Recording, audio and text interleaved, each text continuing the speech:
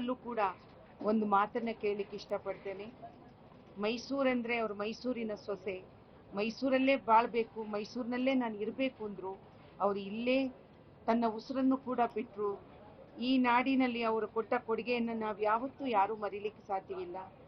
ಮೈಸೂರು ವಿಶ್ವವಿದ್ಯಾಲಯದಲ್ಲಿ ಸಂಗೀತದ ಒಂದು ಅಧ್ಯಯನ ಪೀಠವನ್ನು ತೆಗಿಬೇಕು ಅಂತ ನಾನು ಸರ್ಕಾರದಲ್ಲಿ ಬೇಡ್ಕೋತೇನೆ. ಅದರ ಮೂಲಕ ಜಾನಕಮ್ಮನವರು ನಿರಂತರವಾಗಿ ಅವರ ಅಧ್ಯಯನದಿಂದ ಇರ್ತಾರೆ ಅನ್ನುವಂಥ ನಂಬಿಕೆ. ಇದೆಷ್ಟನ್ನ ಹೇಳಲಿಕ್ಕೆ ಇಷ್ಟಪಡ್ತೇನೆ. ಮೇಡಮ್, ಜಾನಕಮ್ಮ ಯಾವ ರೀತಿ ಅಂತಂದ್ರೆ, ಎಲ್ಲೇ ಸಿಗ್ಲಿ 5 ನಿಮಿಷದಲ್ಲಿ ನಮ್ಮೊಳಗಿದ್ದಂತ ನೋವು, ಯಾತನೆ, ಅನುಭವಿಸಿದ ಕಷ್ಟ ಮತ್ತು ನಮ್ಗೆ ಏನ್ ಬೇಕು ಬೇಡ ಇವಿಷ್ಟನ್ನು ಗ್ರಹಿಸ್ಕೊಳ್ಳುವಂತ ಶಕ್ತಿ ಅವರು. ಬಹಳ ದೊಡ್ಡ ಶಕ್ತಿ ಅದು. ಅತ್ಯಂತ ಆಪ್ತತೆಯಿಂದ, ಪ್ರೀತಿಯಿಂದ ಕೇಳೋದು.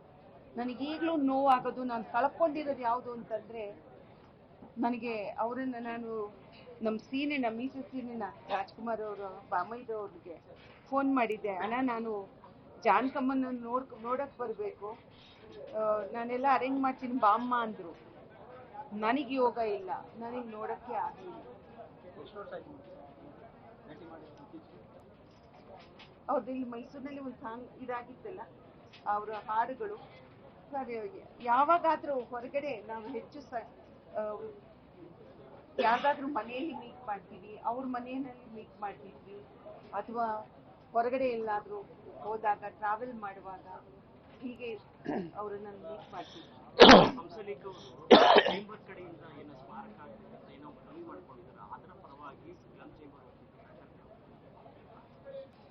ಸರ್ಕಾರ ಮಾಡ್ಲಿ, ನನಗೆ ಅದ್ರ ಬಗ್ಗೆ, ನನಗೆ ಅವರು ನಿರಂತರವಾಗಿ ಉಳಿಯೋದಾದ್ರೆ ಅಧ್ಯಯನ ಪೀಠ ಆಗ್ಲಿ ಅಂತ.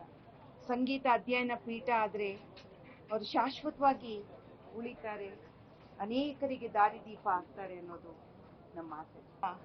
ಪರಿಚಯ ಮಾಡಿಕೊಡಿ ಅಂತ ಹೇಳೋರು. ಆಗೆಲ್ಲ ಲೈವ್ ಆರ್ಕೆಸ್ಟ್ರಾ ಇತ್ತು. ಆಗ ನಾವು ಅಲ್ಲಿ ಹೋಗಿ ಜಾನಕಮ್ಮ ಅವ್ರನ್ನ ನೋಡಿದಾಗ ನಮ್ಮ ವಾಯ್ಸನ್ನ ನೋಡಿ ಅವರ ಆ ವಾಯ್ಸಿನ ರೀತಿಯಲ್ಲಿ ಪ್ರತಿಯೊಬ್ಬ ಕಲಾವಿದೆಗೂ ಕೂಡ ಧ್ವನಿಯನ್ನ ನೀಡ್ತಾ ಇದ್ರು. ಅವರಲ್ಲಿ ಇರುವಷ್ಟು ವೈವಿಧ್ಯತೆ ನಾವು ಇನ್ಯಾರಲ್ಲೂ ಕಾಣಕ್ಕೆ ಸಾಧ್ಯವಿಲ್ಲ. ಅತ್ಯಂತ ಸರಳ. ಬಹುಶಃ ಭಾರತೀಯ ಚಿತ್ರರಂಗದಲ್ಲಿ ಇಷ್ಟು ದೊಡ್ಡ ರೆಕಾರ್ಡ್ ಮಾಡಿರ್ತಕ್ಕಂಥವ್ರು ಬಹಳ ವಿರಳ ಅಂತ ನನ್ಗನ್ಸುತ್ತೆ. ಕನಿಷ್ಠ 20 ಭಾಷೆಗಳಲ್ಲಿ 48,000 ಹಾಡು ಹೇಳೋದು ಅಂದ್ರೆ ಅಷ್ಟು ಸುಲಭದ ಮಾತಲ್ಲ. ಅಂತ ಶ್ರೇಷ್ಠ ಗಾನ ಕೋಗಿಲೆ ಇವತ್ತು ನಮ್ಮನ್ನೆಲ್ಲ ಬಿಟ್ಟು ಅಗಲಿದ್ದಾರೆ. ನಿಜಕ್ಕೂ ಭಾರತೀಯ ಚಿತ್ರರಂಗಕ್ಕೆ ಇದು ಬಹಳ ದೊಡ್ಡ ನೋವು.